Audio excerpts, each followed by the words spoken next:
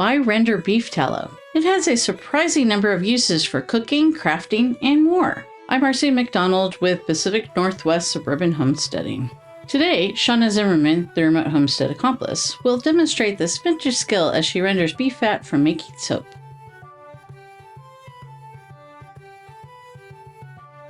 Hi, I'm Shonna Zimmermann, and today I'm here with 2.5 pounds of fresh beef fat that I got from my local butcher. It may be considered a waste product today, but to our forefathers, beef fat was actually a very valuable commodity. It had nutritive and cooking value, but it had a lot of other uses and applications. Everything from softening your skin to making candles. I've done that. Tallow candles. I'm real glad beeswax was invented. Another very common use is tallow soap. But the first thing we have to do is turn this fat into tallow, which is a simple process called rendering. It involves a pot of water, a little heat, and a little time. So the first thing I'm going to do for the rendering process is fill a pot about half full of water and start it on a medium-low temperature on the stove.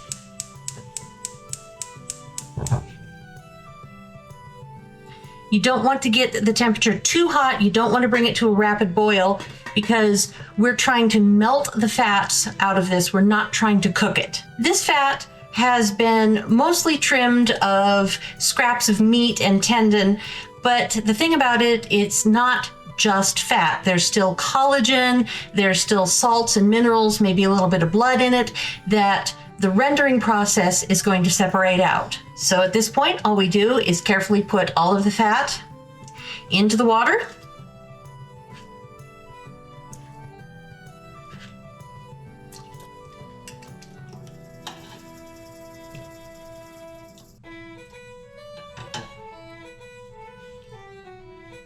We want to make sure that the pot has enough room, that the fat doesn't get crowded in there, has enough room to stir about a little bit. And when it reaches a good simmering temperature of about 200 degrees, we're going to let it sit for about 2 hours. Okay, so we are simmering. We've got some nice gentle bubbles, and you can tell that the fat and the little scraps of meat are cooking. There's a little bit of oil starting to float on the surface. By the time we're done, that layer of oil is going to be about 1 inch thick. So we're just gonna let this simmer for a little while longer. Okay, so we've been simmering for a little more than 2 hours. And at this point, it's looking very cooked. It's very soft and squishy, very hot. So what we're gonna do is break it up into smaller pieces. I usually use a potato masher and just carefully smash it and break it up. You don't wanna blend this or liquefy it because we still need to strain out these pieces, but breaking them into small chunks gives you a lot of surface area just to make sure that we've got all of the fats and oils extracted from the cellular structure.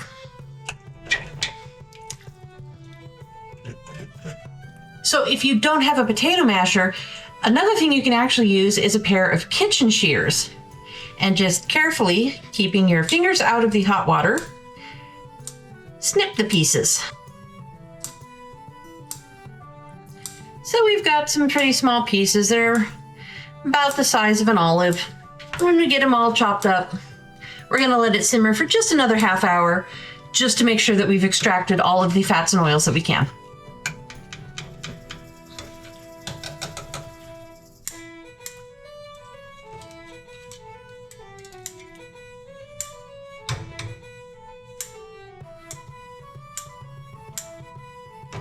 Not all of this is breaking up with the potato masher because there are still some little bits of tendon and small scraps of meat attached that don't break down the way that fats do. All right, now we're gonna give it about another half hour to continue simmering. And after that, we'll strain out the big chunks. So this has been simmering for several hours now, and I think we've rendered out all of the fats that we're going to get for this first render. So now we remove the solids, and the easiest way to do that is with a slotted spoon and a fine mesh sieve or colander, whatever you want to call it. And we're just gonna scoop all of these out. Doing it over the pot so anything that drains off will drain right back into the pot.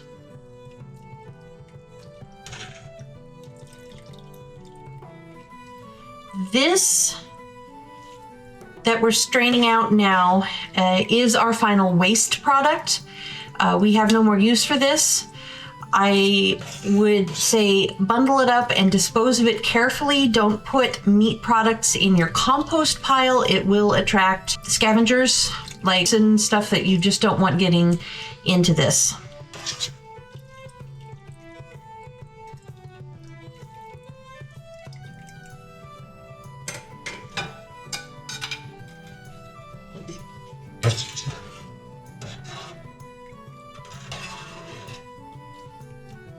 Another way you can do it rather than just holding your strainer over your pot is to put it on a plate to catch any dribbles that way and then put them back in. Whatever you do, do not put this down the sink. Tallow sets up very hard, very solid, and it will clog all of your plumbing.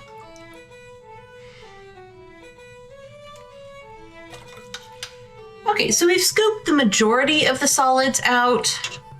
There's some little bits in there that we're going to do a finer straining next, and we'll catch most of them that time around. I just wanted to get the majority out of our way. At this time, we need to get another mesh strainer and a paper napkin to do our next straining. So if you look carefully, you can see that there's some little bits floating in there, but they're not quite at the surface.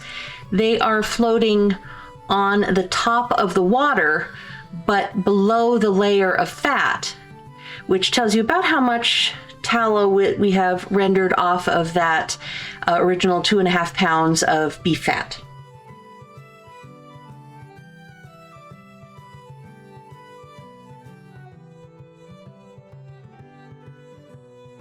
So to set up a strainer, what I've got is another pot about the same size as the one I rendered the fat in.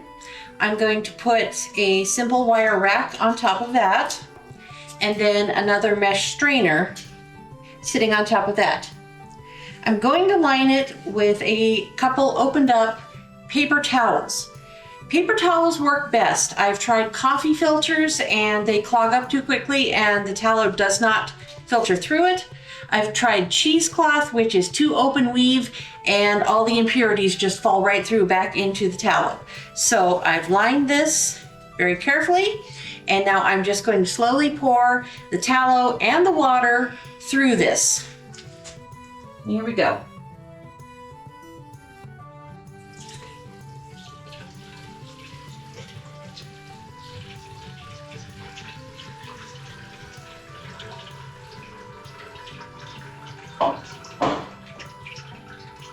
And I guarantee at least once the napkin will fold into your tallow. That's okay. Because ultimately we have to do this process a couple times to make sure that our tallow is as pure and clean as we can get. Filtering through pretty quickly.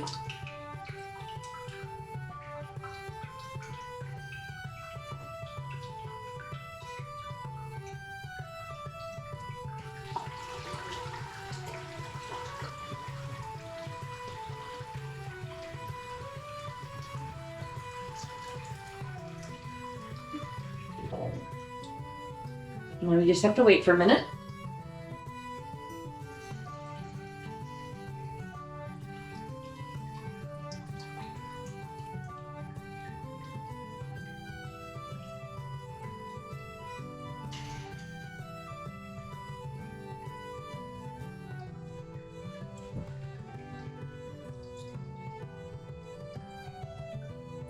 90% of it will filter through very quickly, and the last little bit will just take a while. So just be patient. Make sure it stays warm. If this starts getting cold while you're trying to filter it, the tallow will set up, and it sets up very hard, and you will have a real mess on your hands.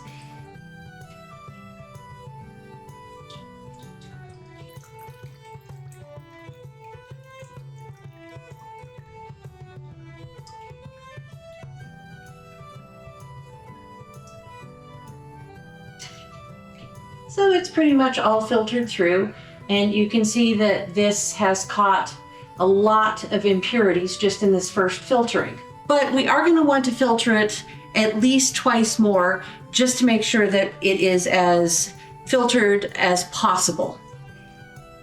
For now, we're going to let this cool down. The fats will float to the top, and the water that it was boiled in will sink to the bottom. And if we refrigerate it overnight, the tallow will set up into a hard cake that will be able to peel off the water and change it out to wash it again tomorrow. For now, I'm going to put this in the refrigerator, and we'll do the next step tomorrow morning.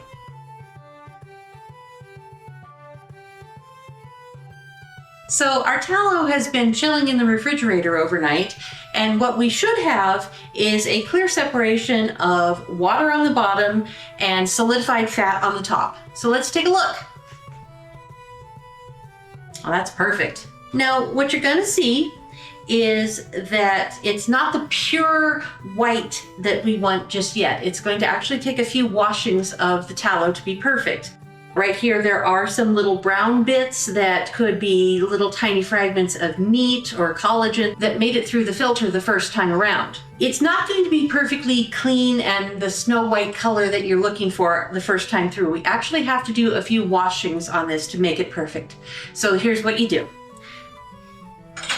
First thing we have to do is break it loose from the pot using just a butter knife.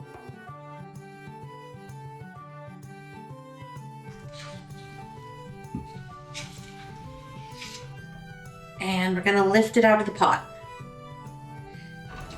And it will break, but that's okay. So what you'll see on the bottom, this is the bottom side, there are some more impurities. Again, little bits of meat or tendon. We're just gonna scrape those off, get rid of them. Makes our job easier to take them out before we even start the next washing.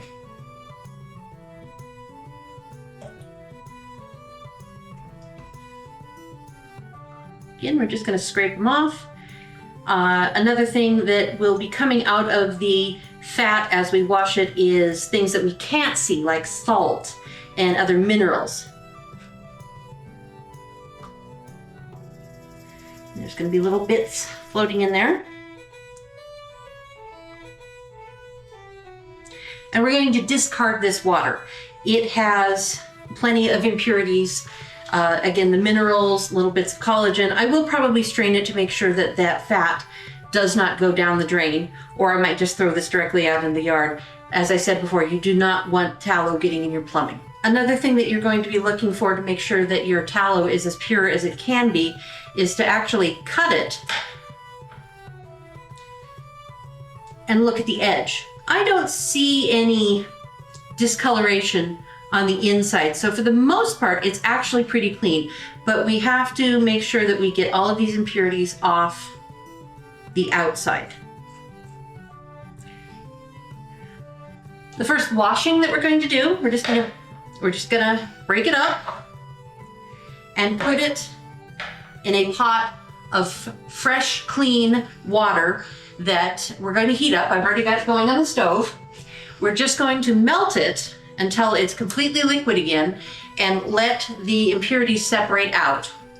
Once it's melted, we're going to run it through the sieve with the napkin just like we did the first time, and we're going to keep doing that over and over as many times as it takes for your tallow to come out completely white and clean. So the next step is just as simple as putting your pieces of tallow in a pot of hot water. This pot doesn't have to be as big as the first one that we used when we were starting with the original beef fat. This is a much smaller quantity. And we're just going to let it melt into a liquid. Not boiling it, just a good simmer, because again, we don't want to cook this. We just want to melt it. So we'll just give it a few minutes.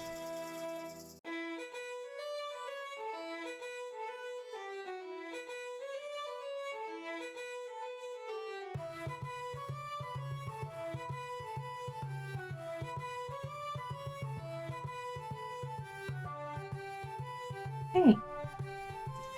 Well, watching tallow melt is almost as entertaining as watching paint dry, but it is all melted now.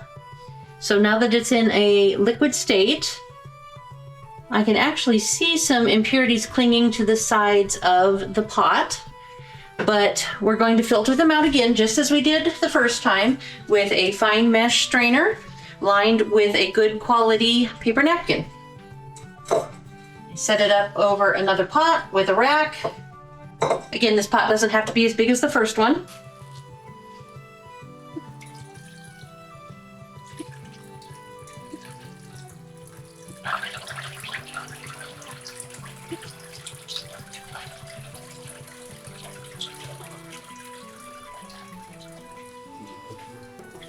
Just going to give it a minute to strain. It's going to go faster than the first time we filtered because we don't have the extra bits of the scrap fats and tendons and everything that we were trying to filter out the first time.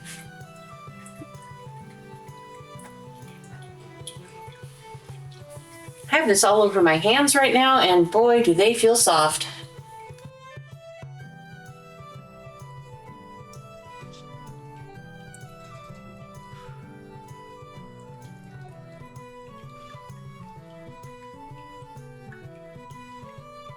And if you're really good, you can draw little pictures with the cooling fat.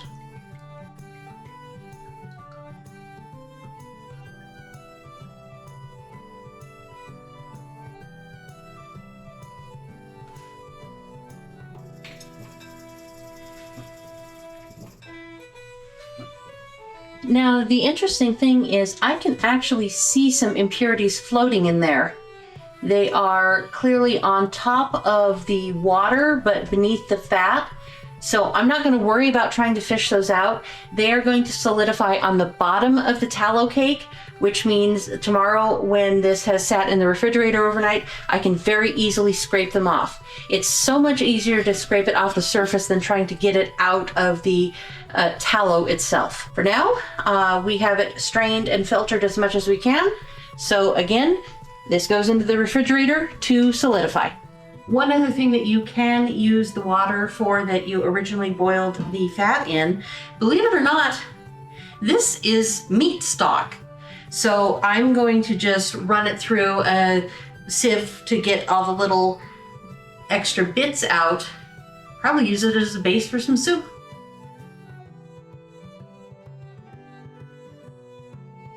So rendering and washing tallow can be a multi-day process, but I think at this point we have it about as pure and refined as we can possibly get it. I have shown you this process from the very beginning, starting with fresh beef fat, but I want to remind you that you don't actually have to start at that very beginning. Save your drippings from any meat dishes that you make. If you get a little bit of fat left over from your pork chops or your brisket roast, let it harden, put it in a little bag, and freeze it until you have enough to actually go through this process of washing it. It doesn't matter if you seasoned your meat with peppercorns or rosemary. The washing process that I just showed you is going to refine all of that out. It will be slightly more cooked because you have the meat at cooking temperature, so it won't be a tallow or lard that can be used in more of the delicate baking uses such as pie crust, but it would be wonderful for making candles or soap. So let's take a look at what we've got.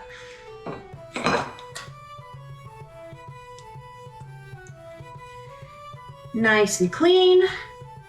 Little tiny bit of tan on the very underside that's scraped right off.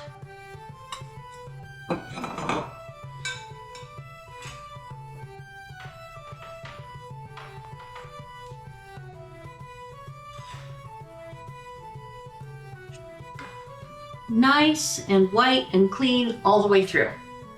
This is ready for use.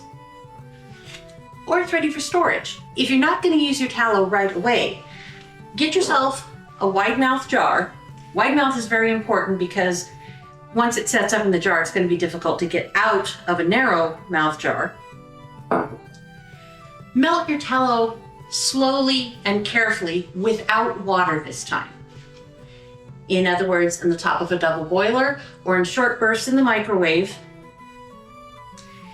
And you're going to put it into your jar, possibly doing one more napkin filter.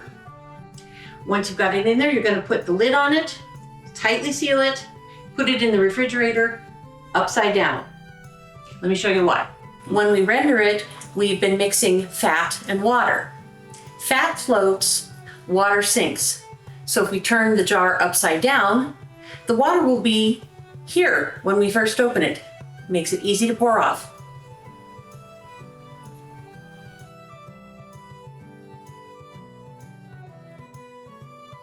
So when it's done and completely rendered and clean, tallow is going to be just snow white. It's just a beautiful white color, looks just like shortening, and can be used just like shortening. In fact, when I purchased the fat from the local butcher, I was explaining to them that beef tallow can be substituted for shortening in a pie crust, especially if you're using a savory pie, like a meat pie or something like that. And as I was telling them the story, they were very fascinated. And then when I was done, I looked over and there were two ladies standing next to me and they were practically drooling. And they said, "We need 5 pounds of beef fat." The tallow has been sitting in a pot of water, and so we want it as dry as possible for our next uses or storage. So blot it very clean with a paper towel. This is just surface water.